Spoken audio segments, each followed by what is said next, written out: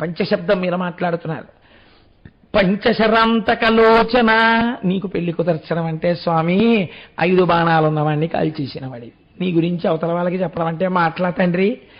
పంచానన పంచరూప భాసుర కీర్తి, పంచభూతములుగా ఉంటావు, 5 ముఖాలతో ఉంటావు, పంచేంద్రియములకు శక్తినిచ్చేవాడివై ఉంటావు, పంచాక్షర మహామంత్ర రూపంలో ఉంటావు. ఏ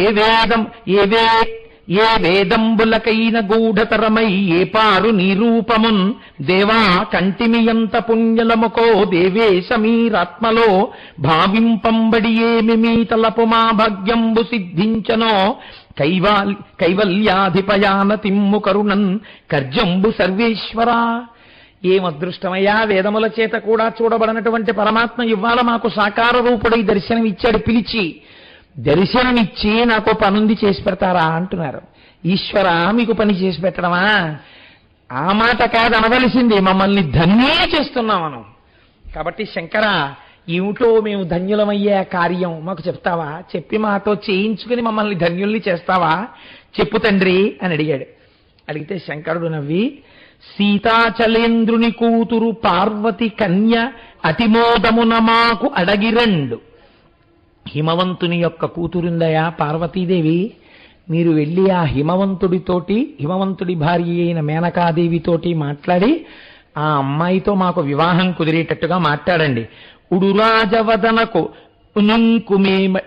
ఉనుంకు వేమడిగిన ఎంతైనమై కొని ఇచ్చిరండు. ఆ అమ్మాయితో మాకు సంబంధం కలిగడం కోసమని ఒకవేళ అవతల వాళ్ళు ఏదైనా ఇలాంటివాడా అలాంటివాడా అంటే నమ్మకం కలిగేటట్టుగా పణం ఏదైనా పెట్టవలసి వస్తే పెట్టిరండి. మదిరాక్షినాతండు మనకిచ్చునట్లుగా పెంపారనుంగ్రంబు పెట్టిరండు.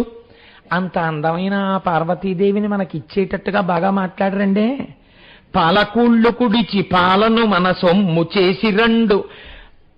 చేసిరండను ఓంద చేసిరండు.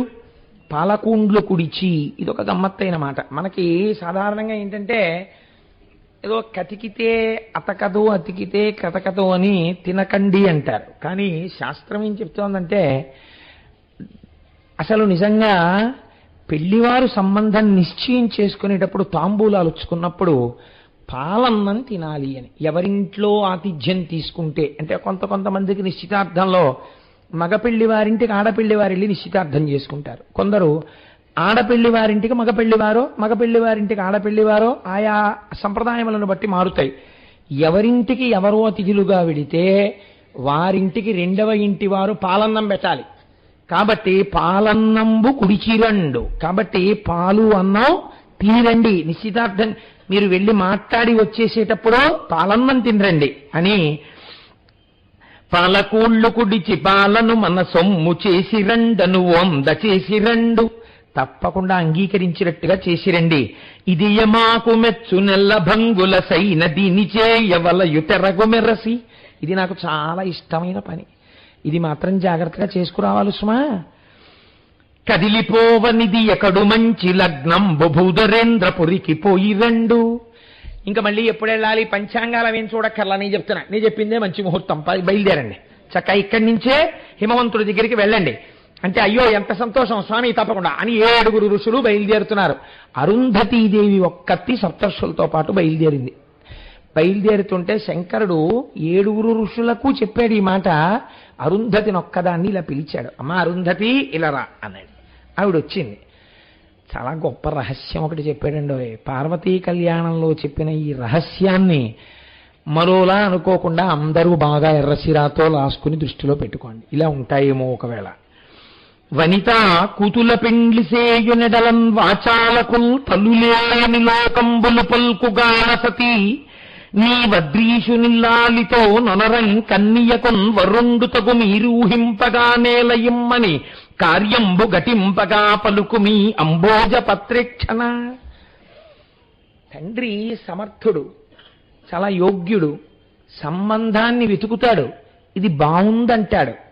కానీ ఆడపిల్ల విషయంలో సాధారణంగా ఇళ్లలో లక్షణం ఉంటుంది అరుంధతి. ఆడపిల్లని కన్న తల్లి ఎంత యోగ్యుడైన వరుణ్ణి తెచ్చినా ఏదో మీనమేషాలు లెక్కెడుతుంది. ఇది ప్రతి ఆడపిల్ల తల్లికి ఉండే లక్షణం. ఈ విషయంలో సాధారణంగా ఆడపిల్ల యొక్క తల్లిదండ్రుల మధ్య కొద్ది నలుగుబాటు ఉంటూ ఉంటుంది. కాబట్టి ఆడదాని మనసు ఆడదానికి తెలుసు కాబట్టి ఋషుల దగ్గర చెప్పకపోవచ్చు. ఒకవేళ నువ్వు స్వతంత్రంగా లోపలికి వెళ్ళి ఆ హిమవంతుడి భార్య అయిన మేనకాదేవితో మాట్లాడుతూ, నేను అన్ని విధాలా ఆవిడికి తగిన వాణ్ణే పార్వతీదేవికని నచ్చ చెప్పే, దీని వెనక ఎంత రహస్యం ఉందో మీరు విందేసిన తర్వాత. ఆయనే అమాయకుడు కాడు, ఉత్తినే చెప్పలేదు ఈ మాట. అంటే అరుంధతీదేవి ఆశ్చర్యపోయేటి ఇలాంటి మాట చెప్పారు స్వామిని. తప్పకుండా అలాగే చెప్తాను తండ్రి, లోపలికి తీసుకెళ్లి మేనకతో మాట్లాడతాను. ఇప్పుడు ఆ హిమవంతుడి యొక్క పట్టణమైన హిమాచలము మీదికి ఈ సప్తర్షులు అరుంధతి చేరుకున్నారు.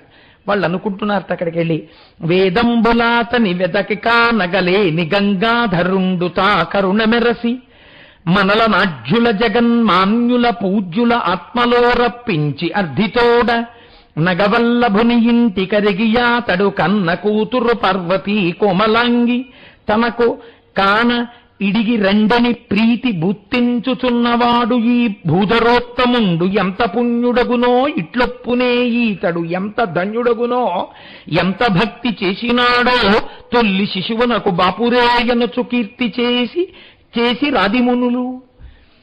ఏమయ్యా, వేదాలు చెప్పలేకపోయాయే ఆ శివుడి గురించి, ఉపనిషత్తులు చెప్పలేకపోయాయే ఆ శివుడి గురించి, తపస్సులలో ఉన్న వాళ్ళు దర్శనం చేయలేకపోయారే ఆ శంకరుణ్ణి. అటువంటి శంకరుడు ఒక పర్వతరాజుకు పుట్టినటువంటి కుమార్తెని పెళ్లి చేసుకుంటాను అని సంకల్పం చేస్తే పెద్ద విశేషమా చేసుకోవడం? కానీ శంకరుడు చూడండి, 7 ఋషుల్ని అరుంధతిని పిల్లనిమ్మని అడగడానికి పంపిస్తున్నాడు. ఏమి భాగ్యం చేసుకున్నాడయా హిమవంతుడు. ఇవాళ కార్యార్థులమై శంకరుడికి పిల్లనిమ్మని అడగడానికి సప్తర్షులు ఆయన ఇంటికి వెళ్ళడమా? అయ్యా, మీ పిల్లని శంకరుడికి ఇమ్మని అడగడమా? ఏం అదృష్టమయ్యా నిజంగా హిమవంతుడిది. ఏమి పుణ్యం చేసుకున్నాడో, ఎంత అదృష్టవంతుడో అనుకుంటున్నారట. ఆ హిమవంతుడు సప్తర్షుల్ని చూశాడు గుమ్మం దగ్గర. వెళ్ళి లోపలికెళ్ళి చెప్పారు. గబగబా బయటికి వచ్చాడు. నన్ను పెదరికంబు చేసి కరుణన్ నా ఇంటికి మీరలిట్లెన్నండేనియుర నివారలు ప్రియంబే పారవేంచేసి నేడున్నారిచ్చట ఎంత పుణ్యుండనుకో యోమౌనులారా మిమున్ కన్నారన్ కనిగొంటి మంటి విలసత్ కళ్యాణ లోలుండనై. ఎంత గొప్ప మాట అండి. మీరు కబురు చేస్తే నేను రావాలి, మీరు నా ఇంటికి రావడమా? ఎంత పెద్దరికం ఇచ్చారండి నాకు. మీరు రామక్కర్లేదు, మీరొక్క కబురు చేస్తే నేను రావాలి. మీరు సప్తర్షులు, ఇది సంపద అని శంకరుడు అన్నమాట. అటువంటి మీరు 7 ఋషులు, అరుంధతీదేవి మా ఇంటికి వచ్చింది అంటే ఇప్పుడు నాకు పెద్దరికం ఇచ్చారు కదూ, మీరే మా ఇంటికి వచ్చారంటే వారింటికి వెళ్ళవచ్చు అని సప్తర్షులు వచ్చారంటే ఆ ఇల్లు ఎటువంటిది అయి ఉండాలి? ఎటువంటి ఇల్లు కాకపోతే ఇక్కడికి వస్తారు. కాబట్టి నాకు పెద్దరికం ఇచ్చారు తండ్రి, నేను ఎంత సంతోషపడిపోతున్నానో. నేను ఏ కార్యం మీద వచ్చారు, నేనేం చెయ్యాలి, ఎంత పుణ్యుండునకో, నేను ఎంత పుణ్యం చేశానో. మీరు మా ఇంటికి వచ్చారు. పెద్దలతో మాట్లాడవలసిన విధానాన్ని హిమవంతుడు ఎంత గొప్పగా చూపిస్తున్నాడో చూడండి.